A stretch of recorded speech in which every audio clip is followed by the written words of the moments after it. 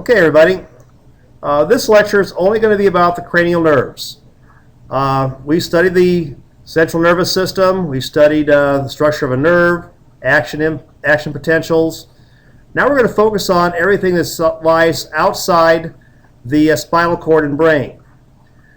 Now, the peripheral nervous system, when we look at it, we'll be talking today about the cranial nerves and later on about the spinal nerves. Cranial nerves are going to be nerves that are going to be basically controlling everything within your head and neck. There's only one nerve that extends beyond the neck, and we'll get to that one as we go through these cranial nerves. I'd like to start off here, whether you're talking about a cranial nerve or a spinal nerve, the basic terminology as far as the structure. Now, this picture here shows, a typical nerve. Now, this looks to be a lot like a telephone wire or any kind of electrical cable. You might have a big outer sheath here, and inside that sheath you're going to have, multiple wires. All right? The thing you want to learn here is the name of these connective tissues. We're going to start going from the outside in. The outermost covering is the epineurium. In this picture here, it's this big, thick covering that encloses all the other fibers. Now, what it's actually going to enclose are little smaller bundles called fascicles. This picture here has 4 fascicles. I'll show you where they're at. Here's 1.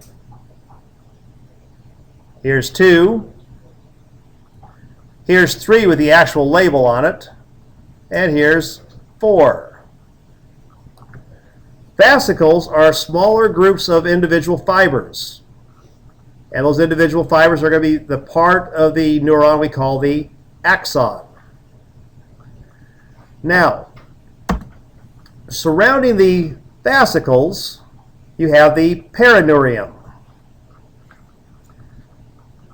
In this picture over here, here's a fascicle, a whole bunch of axons bundled together, and they're held together with a perineurium. So we're going to group together all the axons. Now, surrounding the individual fibers, you have the endoneurium. So they're going to be covering the axons. Now, if the axon is myelinated, has that myelin sheath, it'll also cover the myelin sheath. Now, some neurons, though, in this case, will not be myelinated, so they'll just have the axon covered by the endoneurium.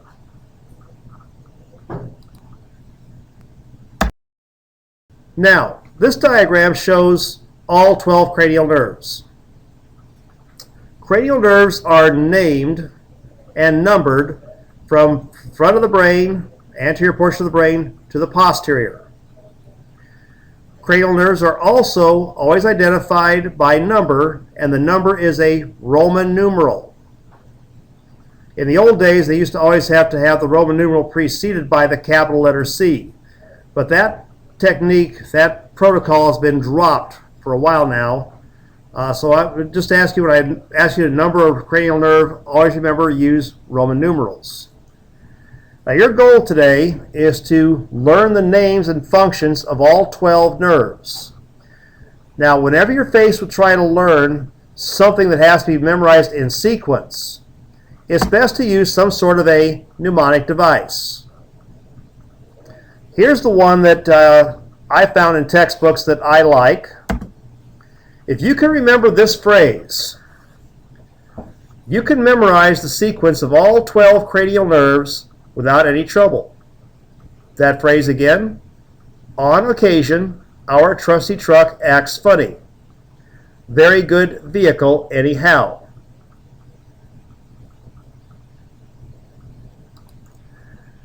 So again, using the first letter off each one of these phrases, for example, this first O stands for the olfactory nerve. The second O for optic. Third O for ocular motor. And then you go T, trochlear. This T, trigeminal. If you look here, it goes 3, 4, 5, and 6 abducens, this A, facial, vestibulocochlear, glossopharyngeal, vagus, accessory, and hypoglossal. Now on that last A here, some textbooks call it the spinal accessory. So if you go looking for another mnemonic device, you don't like this one, you might see an S in that last place and it'll be totally different.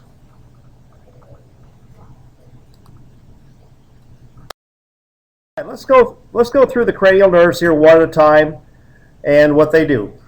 For example, the olfactory nerve, you guys do understand that olfaction basically is sense of smell.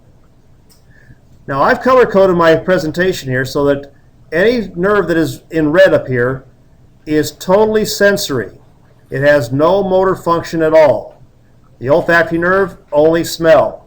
Just like the optic nerve, only vision. Now, when you get to the ocular motor nerve, I put up here eye movement.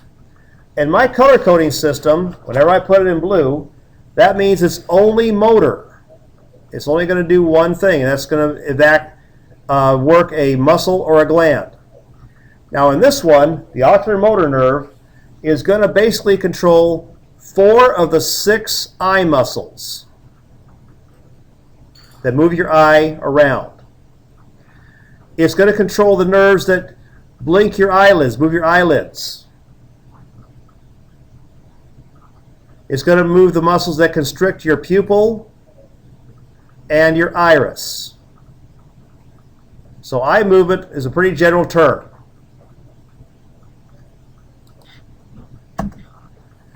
Again in blue, the trochlear nerve is again controlling eye movement. This one is only controlling 1 of the 6 muscles moving your eye. The muscle that moves is called the superior oblique. It's a muscle that goes across the top of your eye.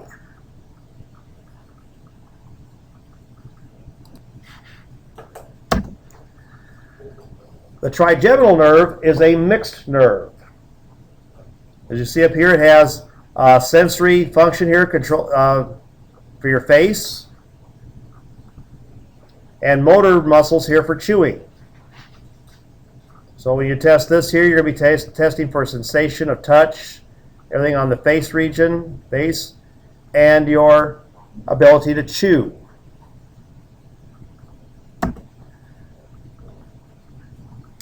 Cranial nerve number 6 is called the abducens. And again, I put up here general term eye movement. This controls the last of the 6 eye muscles. The muscle is called the lateral rectus. So now we've accounted for all 6 of the eye muscles. 3 on the ocular motor nerve, 1 on the trochlear, and 1 on the abducens.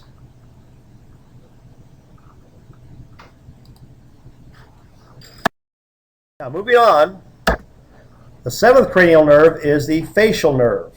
Now I put up here that it's sensory as far as taste. Be specific here. It's going to control the taste buds on the anterior 2/3 of your tongue. So just the front 2/3 of your tongue, that's where the taste buds are going to travel through the facial nerve. Right? The motor nerve for face, by motor here, we're still talking about it activating a muscle or a gland. In this case, it's going to regulate your saliva. You have 3 glands in your mouth that secrete saliva. The facial nerve controls 2 of them. Third one is controlled by another nerve. It also controls tear production. So again, we're talking about salivary glands and tear glands.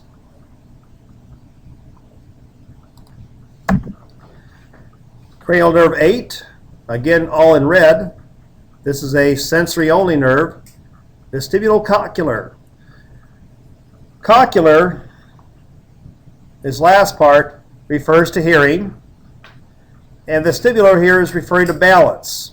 So this nerve controls both your auditory, there's an auditory component, and a vestibular component. The vestibular component is with balance and equilibrium. This nerve tells your head what position it's in. So if you close your eyes, you know with your eyes closed whether you're looking up, whether your head is facing up, down, left, or right. You know, you can close your eyes and I can say turn your head to the right, and you can do it because of the impulses from this nerve. Remember, a red heading here is carrying impulses only towards the brain and spinal cord.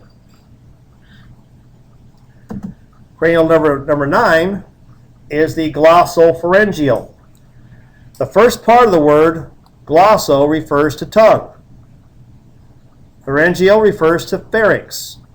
So the glossopharyngeal nerve is got sensory, which is going to be the posterior 1/3. So this is the back part of your tongue. Taste buds from there are going to form that portion of the glossopharyngeal nerve. That's got a motor component that's going to control muscles under the tongue used for swallowing. That's where the tongue part of it comes in. So muscles under the tongue involved with swallowing are the motor component of the glossopharyngeal nerve.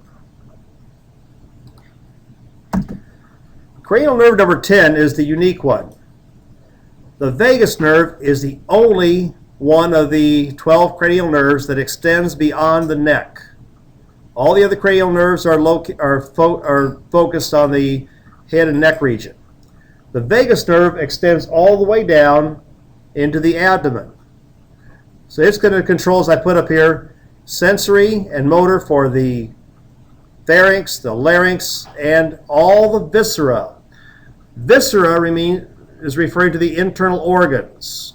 So this is going to control your heart rate, your breathing rate. It's also going to control the movement of food and secretion of gastric juices for the first part of your intestines.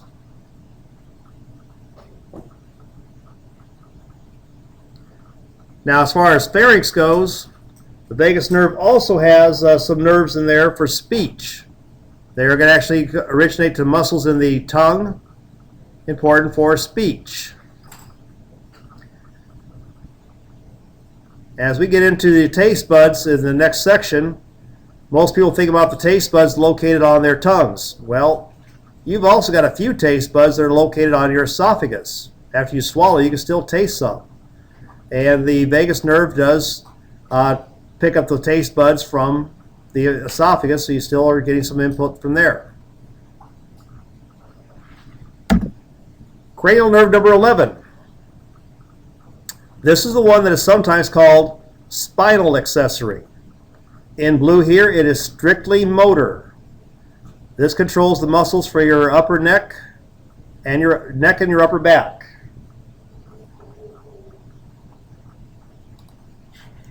And the last cranial nerve, number 12, is the hypoglossal nerve. And I put up here some motor nerve for the tongue. This controls more muscles of your tongue that are involved with speech.